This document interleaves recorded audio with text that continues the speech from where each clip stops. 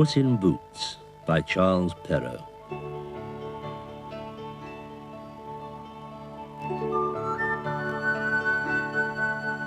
Once upon a time, there was a poor man who was very old and very ill. He called his 3 sons to his bed and said, "All my life I have been a miller, grinding wheat to make flour and carrying it to market to sell. I am not rich, but I can give each of you a gift. I give my eldest son the mill." The eldest son was happy. It was a very good gift. "And to my second son, I give my new donkey." The second son was happy. He would work with his brother, and the donkey would carry their sacks of flour to market. "And to my youngest son," said the old man, "I give my cat." The young man was sad. He knew his father loved him. Why had he given him nothing but a cat? "What good is a cat?" said the young man. "A cat is the best thing in the world," said a voice. The miller's son looked around, surprised. "Who's that?" he asked. "Me," said the cat, "and I really am the best gift of all." "How can you be? You're only a cat." "A very clever cat," said Puss. "Do as I tell you, and you will be rich." "What do you want me to do?" asked the young man. "Make me a hat, a jacket, some big leather boots, and a large bag," said Puss. The young man was puzzled, but he did what Puss told him. Puss dressed himself. He put on the big leather boots, his jacket, and his fine hat. He slung the bag over his shoulder. "Goodbye," he said. Where are you going?" asked the young man. "You'll see," said Puss, and left. "I know nothing will happen," said the miller's son when Puss had gone. "What can a cat do?" Puss picked a lettuce from the garden, put it in his bag, and went off into the woods. He put the bag on the ground, wide open, lay down beside it, and pretended to sleep. Soon a rabbit came along. He sniffed the air. There was a lettuce nearby.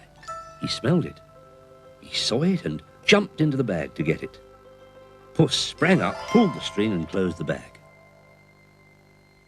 He carried the bag to the royal palace and asked to speak to the king. The king was with his daughter, who was the most beautiful princess in the world. "Your Majesty," said Puss to the king, "I have brought you a nice big rabbit, a present from my master, the Prince of Carabas." The Prince of where?" said the king. "Carabas," said Puss. "It's a small place. So small it is not even on the map. But it is very rich, and so is my master." "Never heard of it," said the king. "But anything is possible."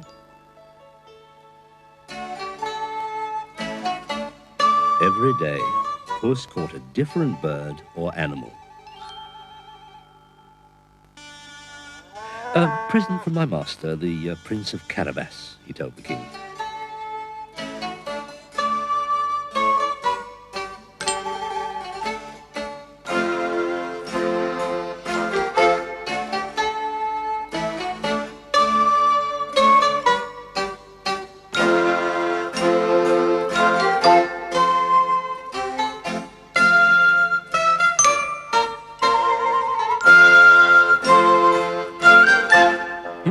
"Master must be a fine man to give me all these animals," said the king. "Why not ask him to visit us?" Puss knew that his master could not visit the king and his beautiful daughter. His clothes were much too worn and torn. One morning he told his master, "I want you to go for a swim." The young man was puzzled. But he went to the river, took off his clothes, jumped in, and started to swim. Puss hid the clothes under a large rock. Just then, Puss heard the sound of horses' hooves and carriage wheels. The king and the princess were coming down the road in their carriage. Puss ran out in front of it and shouted, "Help! Help! My master, the Prince of Carabas, has been robbed! They stole his clothes while he was swimming. The king sent a servant to the palace to bring fine clothes for the cat's master. The fine clothes suited the young man. He looked like a handsome prince. The princess invited him to sit beside her in the carriage. Meanwhile, Puss had run down the road to a field where some farmers were working. "Who does this land belong to?" he asked them. "To a giant ogre," said the farmers. "He has magic powers and can change into any kind of animal. He frightens our children. He steals our food and makes us work like slaves." Puss thought for a moment. "If I do something for you, will you do something for me?" he asked the farmers. "The king's carriage is on its way here. If he asks who all this land belongs to, say, the Prince of Carabas." "And what will you do for us?" asked the farmers. "Kill the ogre," said Puss. "Oh, he'll kill you first," warned the farmers. But Puss was on his way to the ogre's castle and did not hear them. The king's carriage came along the road and stopped by the farmers. Who does all this land belong to?" asked the king. "Our master, the Prince of Carabas," said the farmers. King looked at the young man. "I can see my daughter likes him," thought the king. "And he has lots of land and servants. He might make a good husband for the princess. If only he had a castle." Puss walked bravely towards the ogre's castle. How could he kill an ogre who could change into any animal in the world? Puss went slowly into the castle.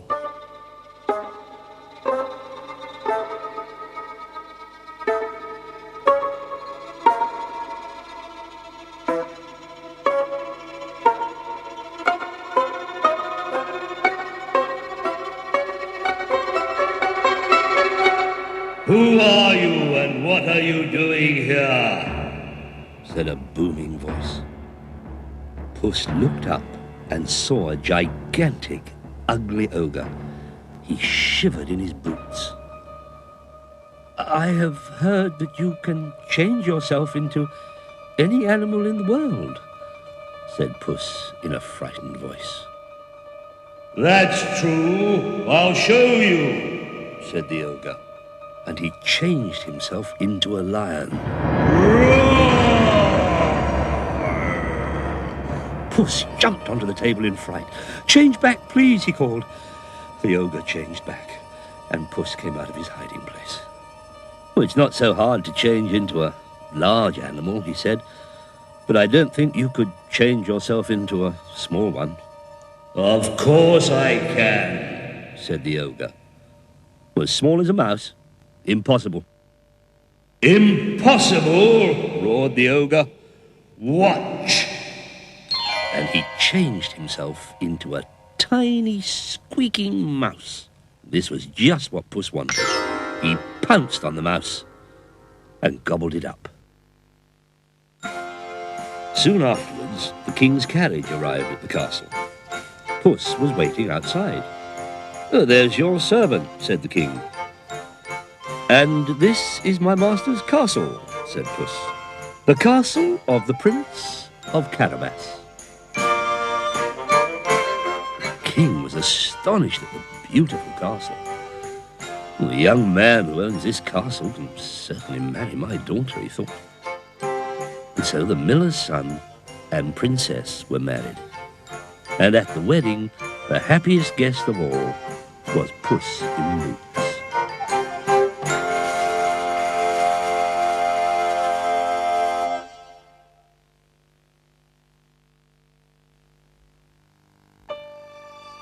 The Ugly Duckling by Hans Andersen.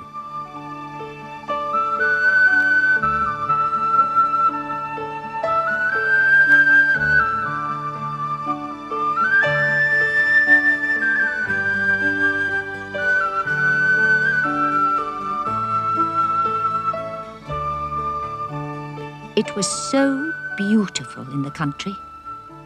It was summer. Among the tall, dark reeds, a duck was sitting on her nest, waiting for the eggs to hatch.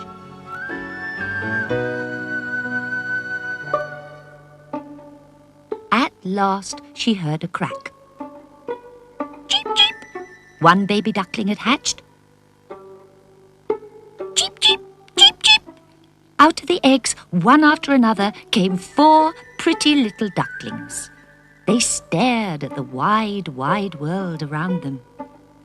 The mother duck looked down at her nest. "Oh, no," she said. "The biggest egg is still there. How much longer will it take?" And she sat down again.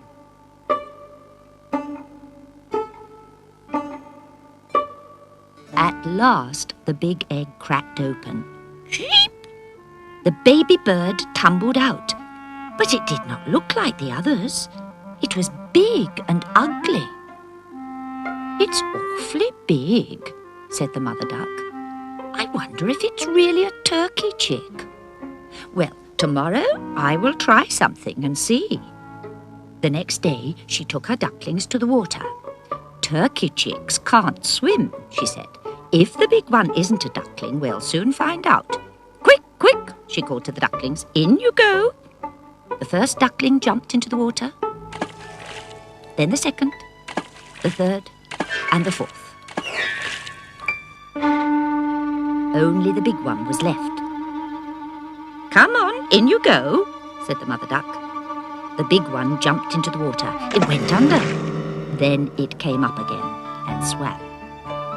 "He's no turkey chick," said the mother duck. "Look how well he swims. He is my child.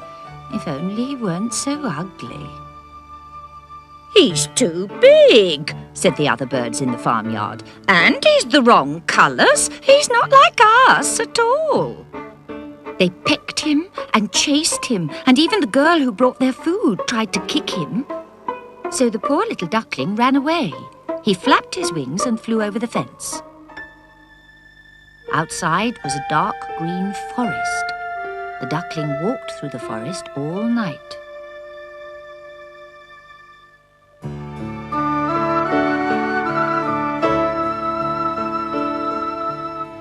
In the morning, he came to a marsh where wild ducks lived.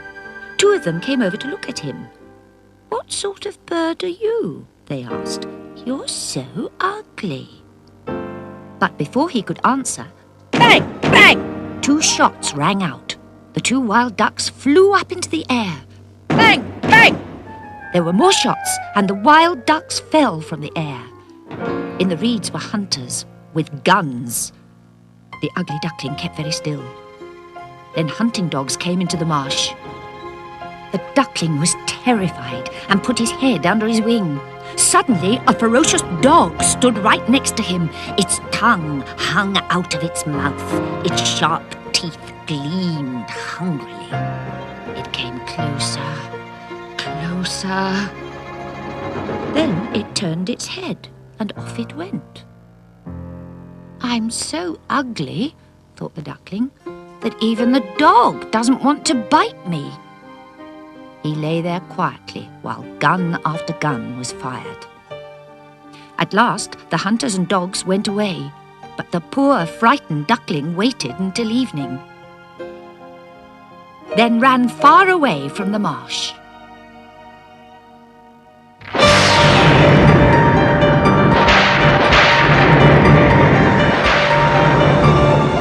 Late that night, the duckling came upon an old, tumble-down hut.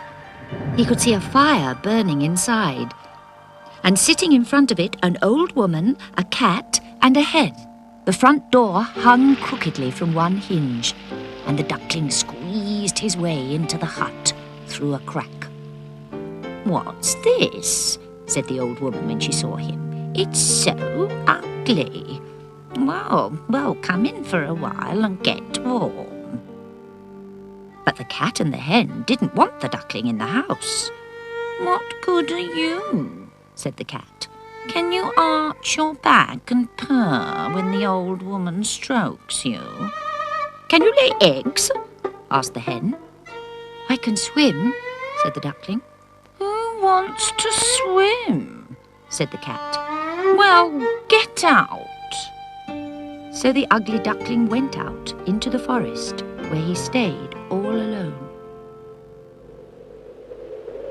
Autumn came. The leaves in the forest turned yellow, then brown. Winter was on its way. One evening, just as the sun was going down, a flock of beautiful white birds flew out of the rushes and up into the sky. They were swans.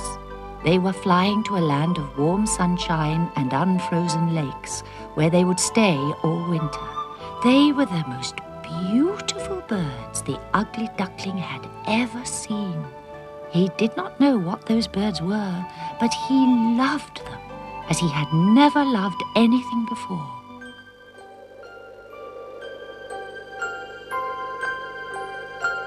Winter grew colder. The ice on the lake began to freeze. Every night, the hole which the ugly duckling had made for himself became smaller and smaller as the ice closed in. At last, the ice froze around him and held him fast. Early next morning, a farmer saw him. He smashed the ice with his boot and took the duckling home. When the duckling woke, he saw the farmer's children looking at him. "Let's play with him," they said. The duckling was frightened. He flew up and into the milk pail. The farmer's wife screamed. The children tried to catch the duckling. He flew down into the butter tub, then into the flour barrel. What a mess he made! The farmer's wife struck at him with the fire tongs. The duckling flew out of the house.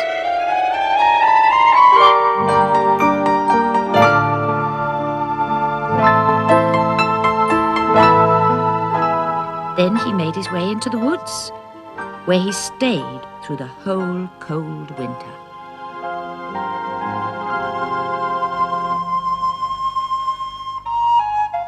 In the spring, the sun began to shine again. Everything was fresh and green. The ugly duckling flew up into the sky. He looked down and saw 3 swans swimming on the lake. How beautiful they are, he thought. I will fly over to them. They will peck me to death because I'm so ugly. But it's better to be killed by those beautiful birds than to live in a world that is so cruel.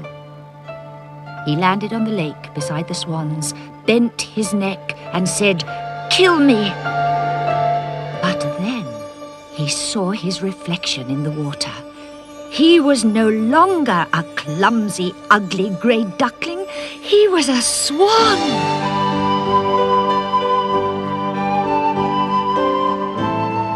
The 3 swans swam around him and stroked him with their beaks.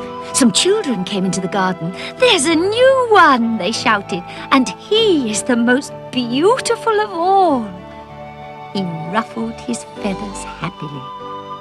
I never dreamt when I was an ugly duckling that one day I would be so beautiful.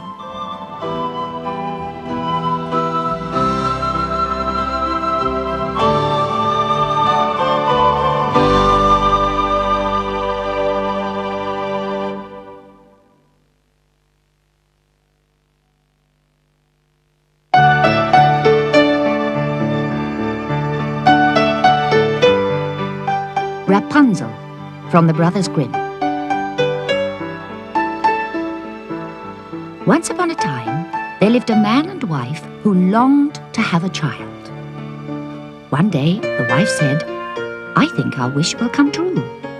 They were both very happy.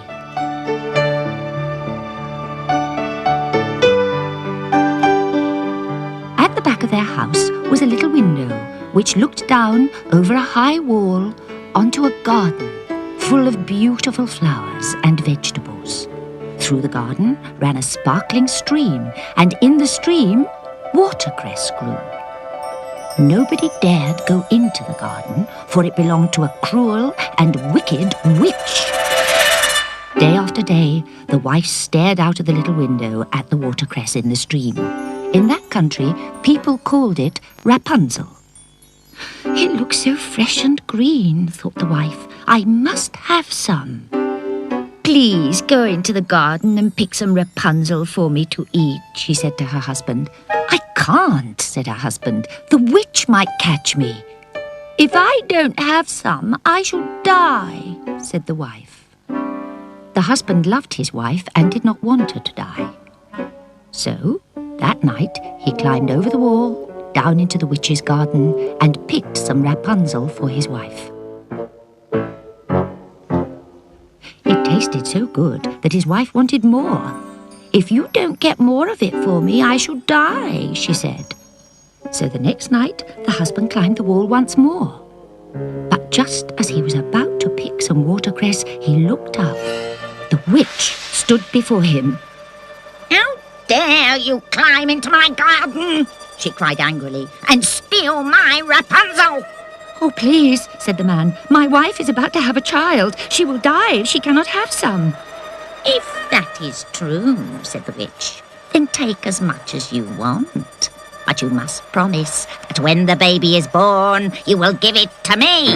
If you don't, I shall kill you for stealing. And the man was so frightened that he said he would do what the witch wanted. Some time later, a beautiful child was born to the man and his wife. Suddenly, the witch appeared. She snatched the child. This child is mine, she cackled. Her name is Rapunzel. And with that, she vanished. 12 years passed. Rapunzel grew into a lovely girl with long golden hair. The witch grew afraid that someday Rapunzel might marry and leave her. So one day, she took Rapunzel deep into the forest to an enchanted tower.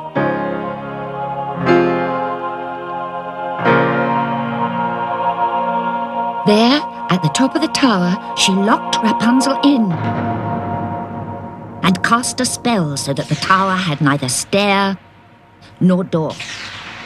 You will stay there always, the witch called up to Rapunzel, and I will bring you everything you need. Whenever I come, I will call, Rapunzel, Rapunzel, let down your hair, so I may climb without a stair. When you hear me, you will undo your beautiful long hair, tie it to the hook near the window, and let it down. Then I will climb up to your room. A few years went by. Rapunzel was lonely in the tower. To pass the time, she sang sad songs.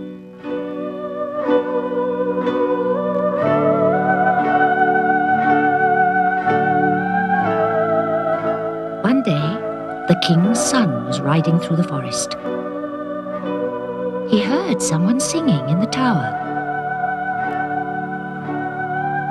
He looked for a way into the tower, but there was no door. Just then, he heard someone coming and hid behind a tree. It was the witch. She stood under the tower and called, Rapunzel, Rapunzel, let down your hair so I may climb without a stair. A girl came to the small window at the top of the tower. The prince had never seen anyone so beautiful. Rapunzel let down her hair, and the witch climbed up. That night, the prince stood under the tower. Rapunzel, Rapunzel, he called, imitating the witch's voice. Let down your hair, so I may climb without a stair. Down came the long golden hair, and the prince climbed up to the small window. Rapunzel was frightened. She had never seen a man before. Don't be afraid, said the prince. I heard your singing and wanted to see you. You're very nice. As he spoke, Rapunzel lost her fear. The stranger was gentle and kind. I will help you escape from the tower, said the prince. I will come every night and bring you some silk. Make it into a ladder, and when it is long enough, climb down it and I will take you away." Every day the witch came and brought Rapunzel food, and every night the prince came and brought Rapunzel silk. One day, when the witch had climbed up Rapunzel's hair to the window, Rapunzel said, "Why is it that you climb so much more slowly than the prince?" "Oh,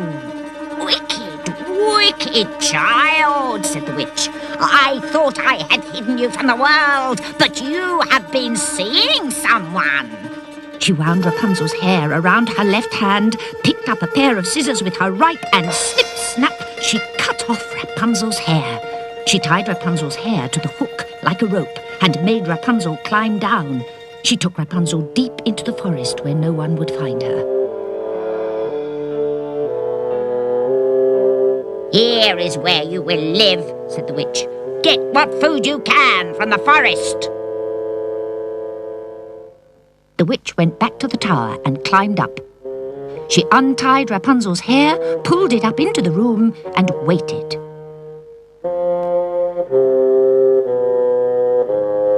That night the prince came.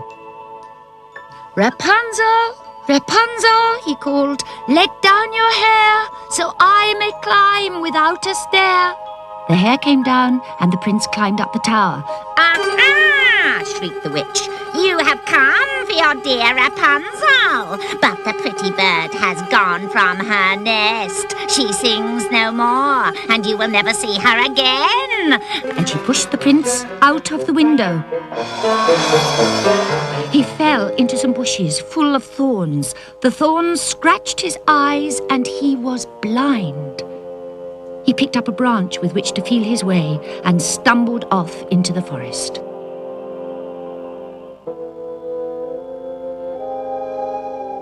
For years the prince wandered through the forest, living on roots and berries, searching for Rapunzel.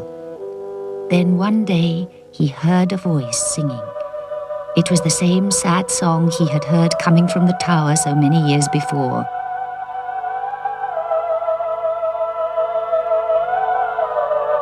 He went towards it. As soon as Rapunzel saw the poor, blind, ragged man, she knew it was the prince. She ran towards him, held him close, and wept for joy. Two of her tears touched the prince's eyes.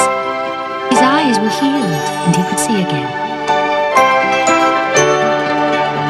The prince took Rapunzel back to his kingdom, where they were married and were very happy.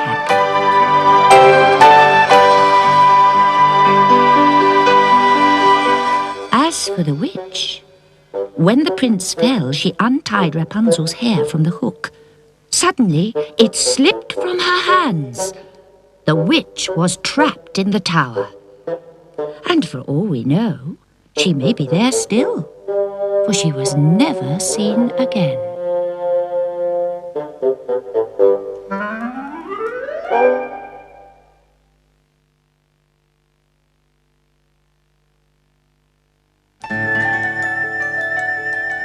The Four Musicians, from the Brothers Grimm.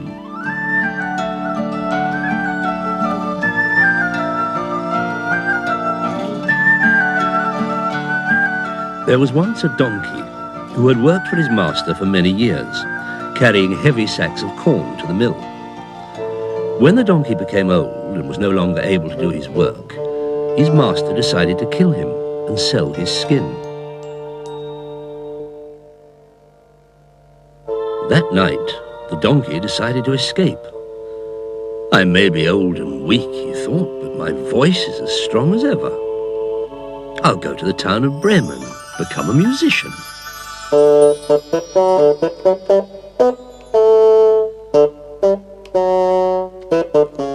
And so that night, he ran away.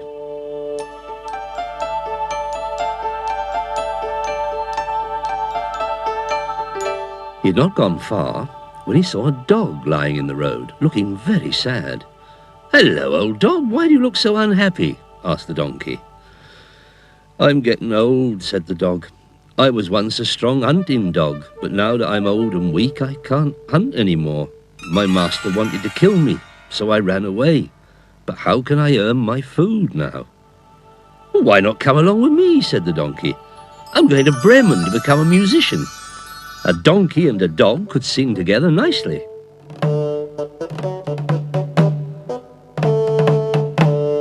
"Woof, woof. I'll come," said the dog. They had not gone far when they saw a cat sitting in the middle of the road, looking very sad. "Hello, old cat, why do you look so unhappy?" asked the donkey. "My life is in danger," said the cat. "I am getting old and my teeth are no longer sharp. I like to sit by the fire instead of chasing mice. And this morning my mistress tried to drown me, so I ran away. But where am I to go?" "Why not come with us?" said the donkey. "We're going to Bremen to become town musicians. A donkey, a dog and a cat could sing together nicely."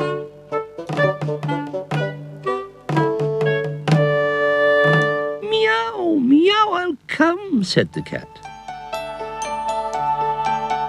The three animals had not gone far when they saw a rooster sitting on a fence, crowing with all his strength. "Cock-a-doodle-doo!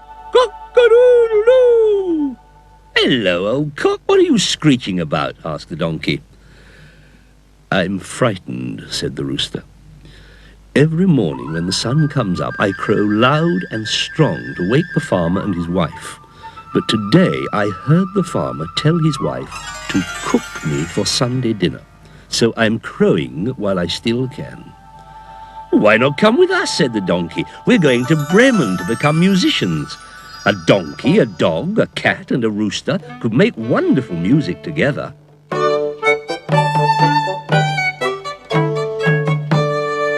"Cock-a-doodle-doo!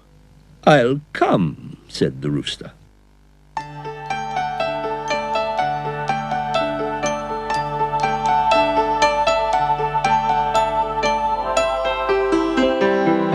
But Bremen was far away, and the animals could not reach it that day.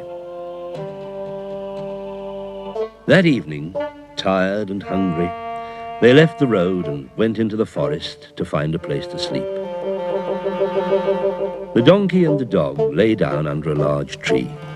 The cat climbed up into its branches, and the rooster flew to the top of the tree where he felt safest. Before he went to sleep, the rooster looked round about him. Far off, he saw something bright and shining. "I see a light," he told the others. "It must be a house." "Well, let's go and have a look," said the donkey. "There may be a barn with some hay for me to eat. And I might be able to get a few bones with some meat on them," said the dog. "And I might get some milk," said the cat. "And there may be some scraps of food for me," said the rooster. So the animals made their way through the forest towards the house. When they reached it, the donkey, who was tallest, went to the window and looked in. "What do you see?" asked the dog. "I see guns and swords and chests of money and all sorts of stolen things," said the donkey. "This is a robber's house," he whispered. "Let's get away," said the cat. "Wait. The robbers are sitting at a table full of food and drink."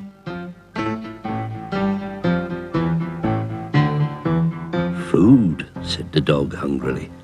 "And drink," said the cat thirstily. "If only we could drive them away," said the rooster. And so they worked out a plan.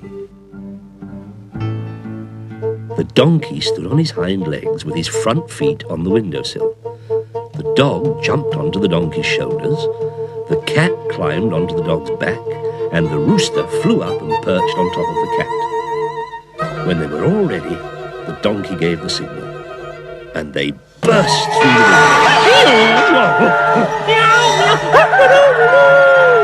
The donkey brayed, the dog barked, the cat meowed, and the rooster crowed. The robbers were terrified. They thought they were being attacked by a monster. They ran out of the house and into the forest. The animals sat down at the table and ate and ate and ate.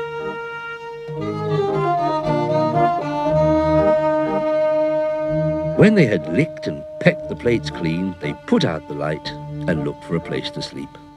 The donkey lay down on a heap of straw in the yard. The dog stretched himself on the mat by the door. The cat curled up in front of the warm ashes in the fireplace, and the rooster flew up onto the roof. They were all so tired that they soon fell fast asleep.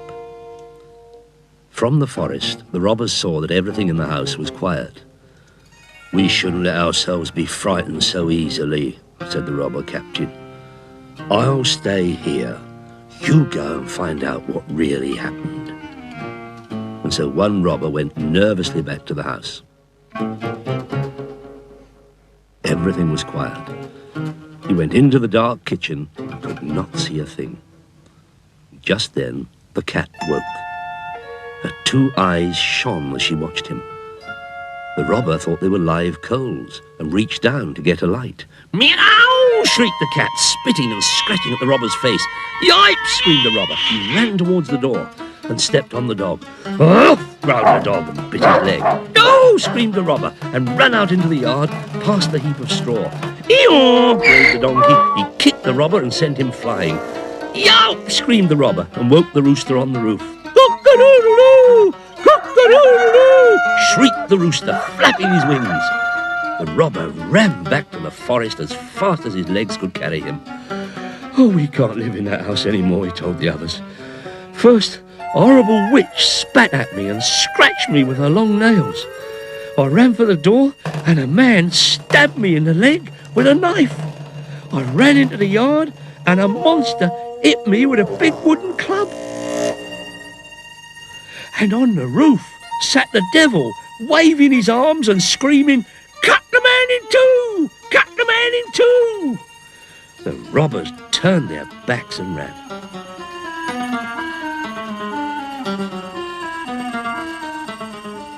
And they never came back.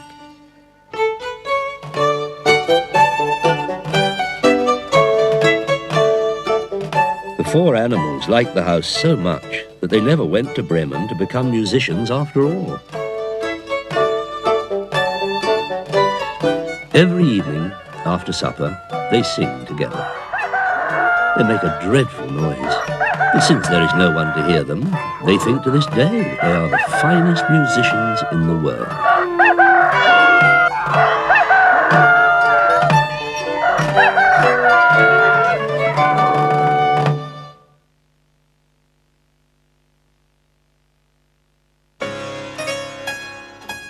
The Emperor's New Clothes by Andersen.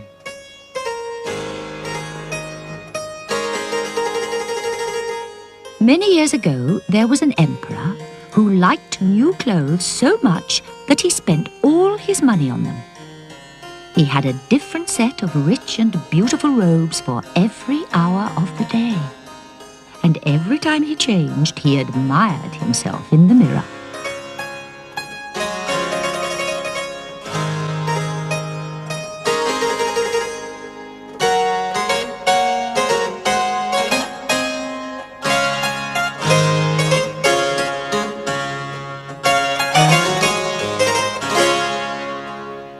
Life at the Emperor's palace was gay and happy. Every day new visitors came. One day, 2 swindlers arrived. They bowed to the Emperor. "Your Majesty," they said, "we are weavers. We can weave the most beautiful cloth in the world. This cloth is magic. Anyone who is a fool will not be able to see it. To a stupid person, the cloth is invisible." The Emperor thought to himself, "With a suit made from such a wonderful cloth, I could tell which men are wise and which men are fools." And he gave the 2 swindlers a lot of money so that they could begin work at once. The swindlers built a loom on which to weave the magic cloth.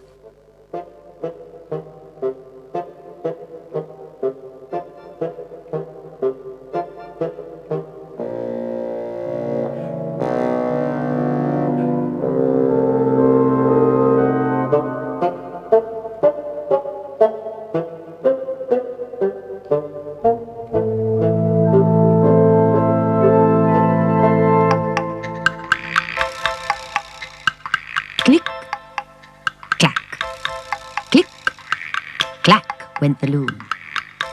But the swindlers had not bought any thread to put in the loom. They were only pretending to weave. They were weaving nothing. I'd like to know what that cloth looks like, thought the Emperor one day. And he sent his oldest minister to see. The swindlers showed the minister the loom. "Isn't this cloth beautiful?" they asked. The minister looked. "Dear me," he thought. I can't see any cloth at all.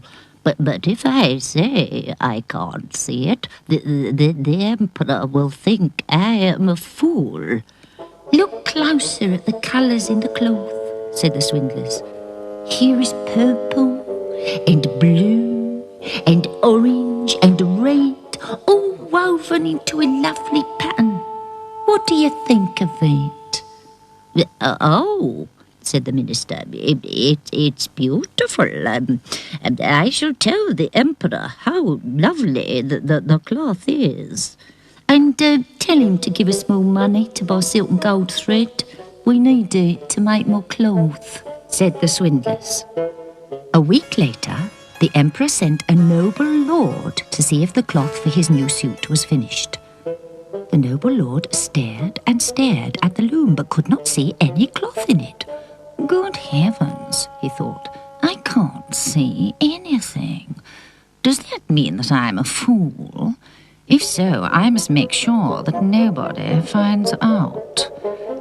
He returned to the palace. I saw the cloth, and it's very beautiful," he told the Emperor. "The whole town is talking about this splendid cloth," said the Emperor. "Now I must see it for myself." So the next day, the Emperor went to see the magic cloth with his wisest ministers and noblest lords. Not one of them could see the cloth, but they were all afraid the Emperor would think them stupid if they said so. "Oh, it's very pretty," they said. "Wonderful, beautiful, magnificent. Oh, what colours, what patterns. It's absolutely perfect." "What? I can't see anything at all," thought the Emperor. "But I can't let them know that. They'll think I'm a fool and not fit to be an emperor." It's the most beautiful cloth I have ever seen," he said aloud. "Now make me a suit from it. I shall wear it in the parade next week. Make sure it's ready by then." Yes, said the swindlers. Every night that week, the swindlers sat in front of their window so that people could see them making the Emperor's new clothes. They pretended to take the magic cloth off the loom. They snipped the air with huge scissors as if cutting the cloth. Then they pretended to stitch and sew the cloth with needles that had no thread in them. At last, they called from the window to the people of the town. "The Emperor's new clothes are ready!" On the day of the parade, the swindlers came to the palace carrying a large chest. The Emperor was waiting for them with all his ministers and noble lords. The swindlers opened the chest and held out their hands towards the Emperor. "These are the trousers," they said. "And here is the shirt. And this is the coat. And the cloak with a long, long train. The clothes are so fine and light that your Majesty will think you have nothing on." "Wonderful," said the oldest minister. "Beautiful," said the noble lords, although none of them could see anything at all. "Now, will it please your Majesty," said the swindlers, "to take off your clothes? We will dress you in your new ones." So the Emperor took off all his clothes and the swindlers pretended to dress him. He stood in front of the mirror and turned round and round, admiring the clothes he could not see. "How well His Majesty looks in his new clothes," said the swindlers. "How beautifully they fit," said the ministers and noble lords. "What colours? What patterns?" said the emperor. "These are indeed clothes fit for an emperor." The parade began. The people cheered. Everyone at the windows and in the streets said, "How beautiful the emperor's new clothes are." The emperor was pleased. "How lucky I am," he thought, "to rule such wise people. There are no fools in my country, for everyone can see my beautiful new clothes." And the people kept on cheering and saying how fine the emperor's new clothes looked. Suddenly, a little boy's voice was heard. "But he hasn't got anything on." "Don't be silly," said the boy's father. "But he's got nothing on," said the boy. "The child says the emperor has nothing on," whispered a woman. "It's true," said a man after a while. "He hasn't."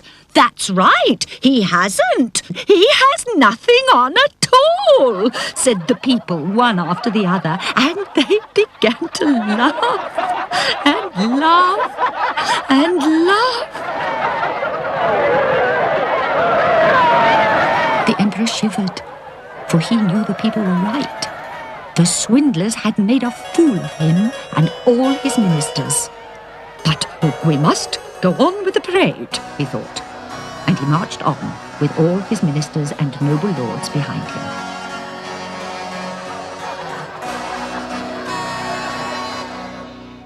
The next day, the emperor sent for the little boy.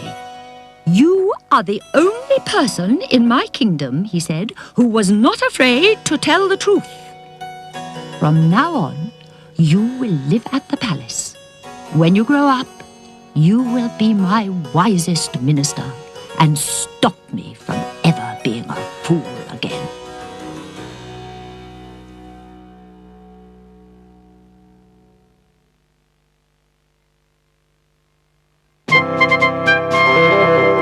The Princess and the Pea by Andersen.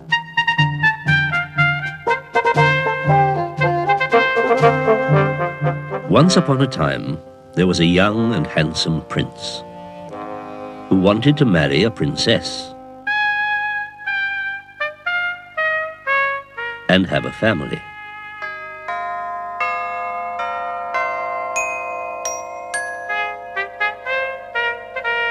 But his mother, the queen, said that no one but a real princess would be good enough to marry her son. "A real princess," said the queen, "is perfect in every way. A real princess is beautiful. A real princess is clever.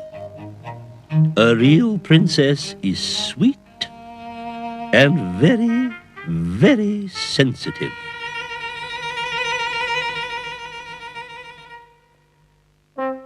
The prince travelled all over the world to try to find a real princess.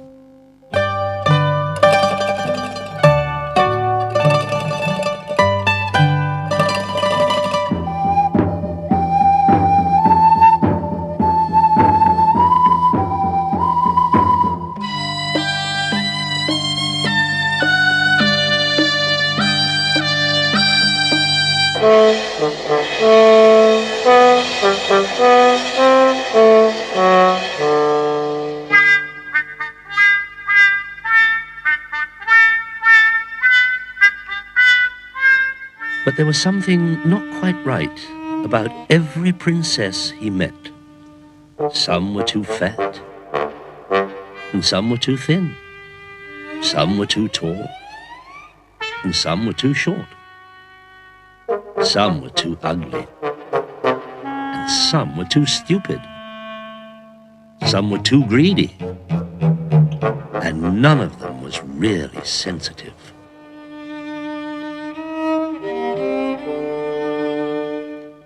The prince went back to his castle. He was very sad. "I will never find a real princess," he said.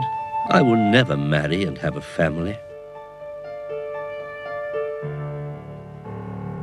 One dark night, there was a terrible storm. Thunder crashed, lightning flashed, and rain poured down from the sky. Suddenly there was a loud knocking at the castle door. The prince's father, the king, went down to open it. A girl stood there. Water ran down her hair and clothes. It ran into the tops of her shoes and out through the toes. "Please let me in," she said. "I am a princess." "A real princess?" asked the king. "A real princess," said the girl. A real princess. The prince saw that the girl was beautiful and clever and sweet. He fell in love with her and wanted to marry her. But the queen said to herself, "We shall soon find out if she is a real princess or not." She hurried into the bedroom where royal guests slept. Then she took a small, dried pea, just one, and put it on the bed. "Bring me 100 mattresses," she told the maids. Then she called the king. "I want 100 mattresses on that bed," she told him. "Count them as they are put on." "Oh dear," said the king. "I never was any good at counting. I will get the page boys to help me." "Count the mattresses as they are put on the bed," he told the boys. "Begin." And as each mattress was put on the bed, they counted. 1, 2, 3, 4, 5, 6, 7, 8, 9, 10. Then they stopped. "I know what comes next," said the king. 11. And he looked very pleased with himself. Then 12, said the pages.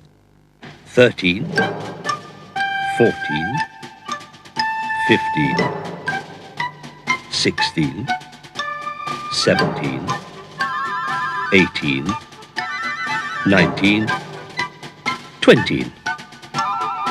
"No," said the king. 20. Even I know that. Then 21 to 30, said the pages brightly. Then 31 to 40,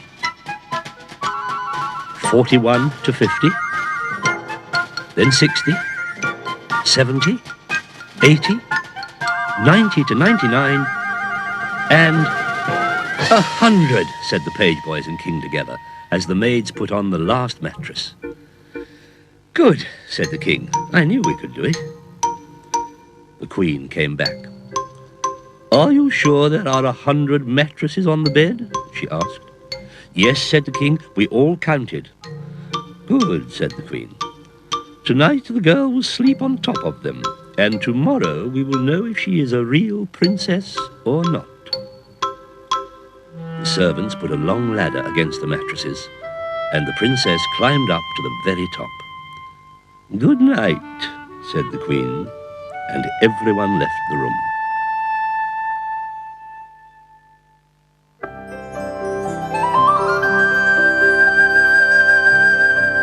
The next morning, the queen came back into the bedroom. "How did you sleep?" she asked. "Did you have a good night?" "Oh, no," said the princess. "A dreadful night. I tossed and turned and couldn't sleep at all. There was something terribly hard in the bed. My whole body is black and blue with bruises. I don't think I ever had such a horrid night in all my life." "Take away the mattresses," ordered the queen. Then she told the king to count them. 99, 98, 97, counted the king, down to 10, 9, 8, 7, 6, 5, 4, 3, 2, 1, 0. When the last mattress was taken away, the queen showed everyone the dried pea. Only a real princess could be sensitive enough to feel one little pea through 100 mattresses, said the Queen. She turned to the Prince. You may ask her to be your wife, she said. Prince and Princess were married and lived happily ever after. But wait, what did you say? No one, not even a real princess, could feel a pea under 100 mattresses. Well, you're right. She didn't. You see, the prince had a dog and a cat who saw the Queen put the pea on the bed. And when everyone left, the dog and cat told the princess, who slept very well all night and knew exactly what to say to the Queen in the morning.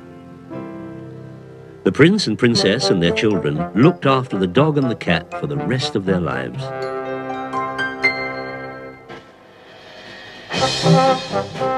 And the pea was put in the Royal Museum, where it can be seen to this very day.